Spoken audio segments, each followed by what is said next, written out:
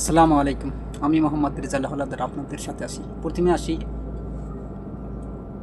বর্তমানে আপনারা জানেন যে পে স্কেল নিয়ে যে আলোচনা সমালোচনা চলতেছে সোশ্যাল মিডিয়ায় এবং পেপার পত্রিকায়, বিভিন্ন নিউজ চ্যানেলে।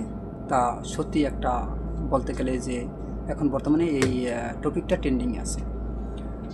সুপ্রিয় দর্শক, পে স্কেল প্রতিবেদন পেশ প্রধান উপদেষ্টার কাছে, সুপারিশে যা যা আছে। আপনারা জানেন যে দীর্ঘদিন ধরে জাতীয় নবম বেতন কমিশন নির্ধারিত সময়ের 3 সপ্তাহের আগেই বুধবার প্রধান উপদেষ্টা প্রফেসর মোহাম্মদ ইউনূসের কাছে তাদের প্রতিবেদন পেশ করেছে। 23 সদস্য বিশিষ্ট এই কমিশন প্রধান জাকির আহমেদ খানের নেতৃত্বে বিকেলে রাষ্ট্রীয় অতিথি ভবনে এই প্রতিবেদনটি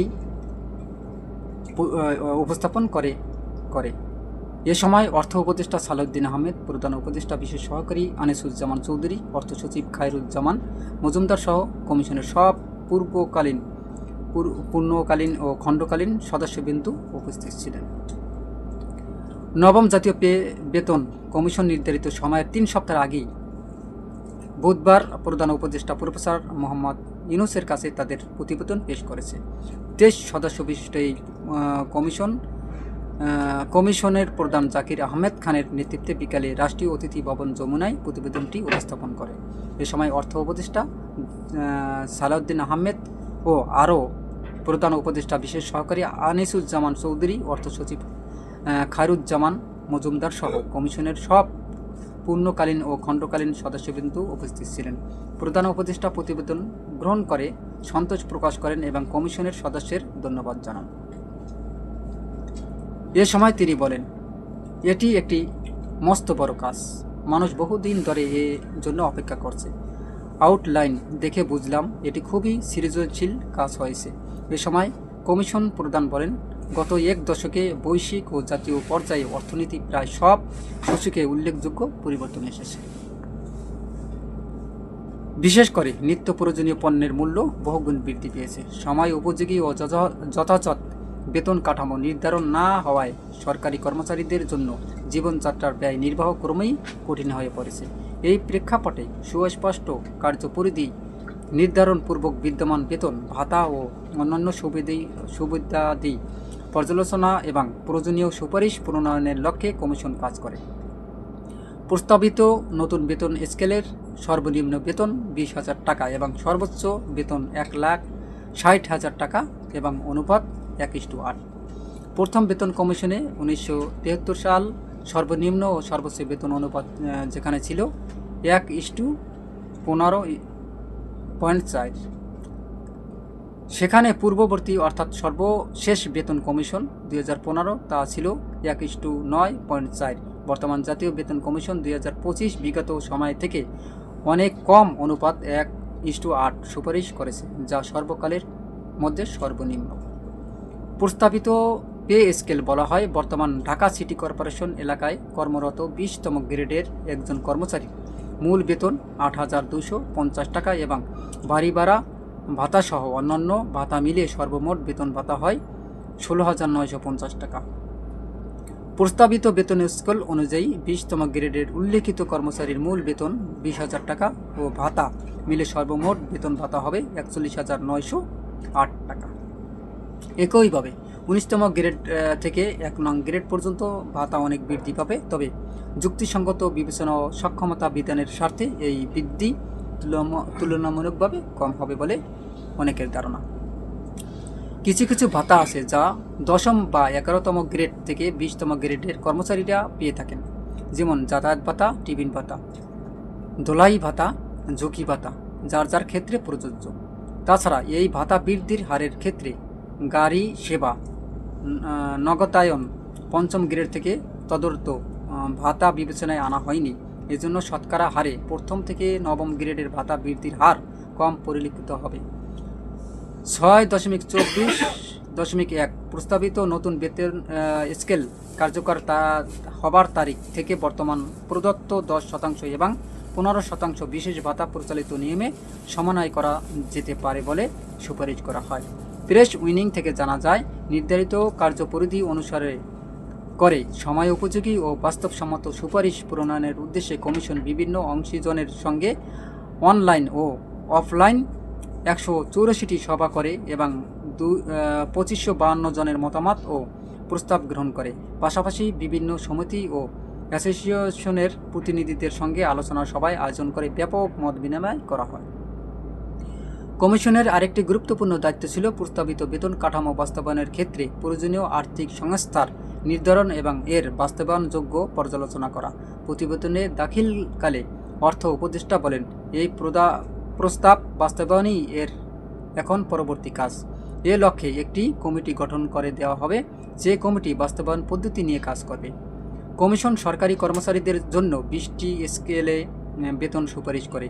সর্বনিম্ন বেতন স্কেল 8,250 টাকা থেকে বাড়িয়ে 20,000 টাকা করার সুপারিশ করা হয়েছে এবং সর্বোচ্চ বেতন স্কেল 78,000 টাকা থেকে বাড়িয়ে 1,60,000 টাকার করার সুপারিশ করা হয়েছে। কমিশন প্রধান জানান, প্রস্তাবগুলো বাস্তবায়ন করতে হলে 1,60,000 টাকা প্রয়োজন হবে।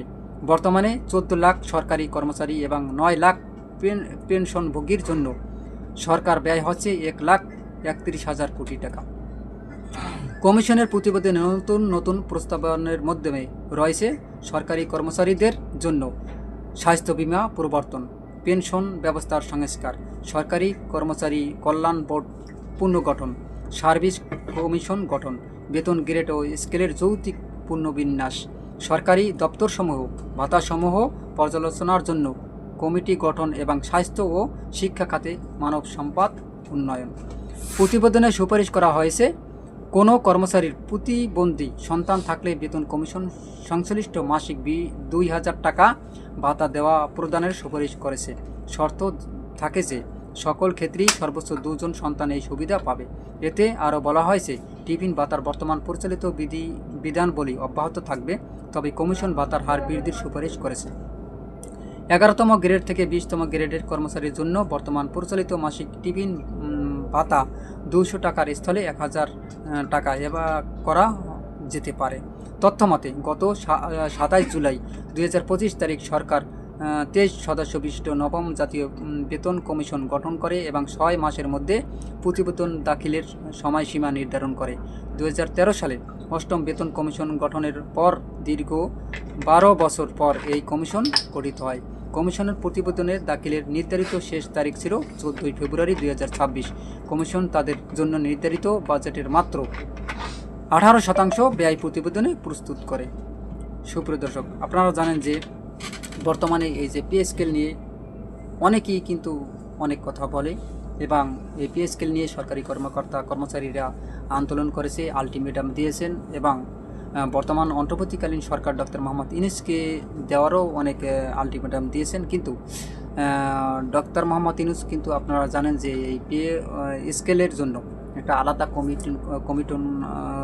কমিটি গঠন করে এবং এই পে স্কেল কমিটি তারা নির্ধারিত সময়ের আগেই তারা সমস্ত কাগজপত্র অন্তর্বর্তীকালীন সরকার ডক্টর মোহাম্মদ ইউনূসের কাছে পেশ করে এবং তিনি এই যে কমিশন গঠনের যে কার্যক্রম সকল কাগজপত্র একদম সুদক্ষভাবে যে পেশ করেছে, তাতে তিনি অত্যন্ত খুশি হয়েছে এবং সুন্দর সুশৃঙ্খলভাবে পেশ করেছে। আশা করা যায় তবে বর্তমান সরকার হয়তোবা এই পে স্কেলটা দিতে পারবে না, কারণ আপনারা জানেন যে কিছু ঘটনার কারণে যে বিভিন্ন সময় যে আন্দোলন, সেই আন্দোলনগুলো থেমে গেছে এবং তারা কর্মবিরতির জন্য প্রস্তুতি নিয়েছে, তা থেমে গেছে।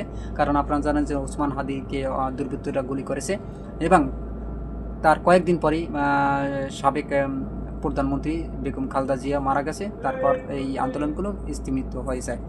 তারপর থেকে সরকারি কর্মচারীরা আন্দোলনে না গিয়ে একটা যুক্তিতে আসে, অর্থাৎ তারা চিন্তা ভাবনা করে দেখে যে সামনে নির্বাচন, অতএব নির্বাচন নিয়ে এখন যে সরকারি কর্মচারীরা তারা সবাই একত্রিতভাবে আসেন, অর্থাৎ তারা এই নির্বাচন নিয়ে এখন চিন্তা ভাবনা করতেছেন, অর্থাৎ এই পে স্কেলটা নির্বাচন আগে দেওয়া যাবে না। তাই তারা সমস্ত কাগজপত্র গুছিয়ে রেখেছেন, অর্থাৎ পরবর্তী নির্বাচিত সরকার যেই আসুক তাদের ঘাড়ে এই পে স্কেলের যে দায়িত্বটা তাদের ঘাড়ে দেওয়া হবে। সুপ্রিয় দর্শক, আপনাদের মতামত কি? আসলে পে স্কেলটা কত, সর্বনিম্ন বেতন কত করতে পারে এবং সর্বোচ্চ বেতন কত করতে পারে বলে আপনি মনে করেন? অবশ্যই আপনাদের মূল্যবান মতামত কমেন্টে জানাবেন এবং RS বাংলা নিউজ 24-কে সাবস্ক্রাইব করুন। এরকম নতুন নতুন ভিডিও পেতে বেল বাটন অন করুন এবং ভিডিওটি সবাইকে দেখার সুযোগ করে দিন, লাইক ও শেয়ার করে।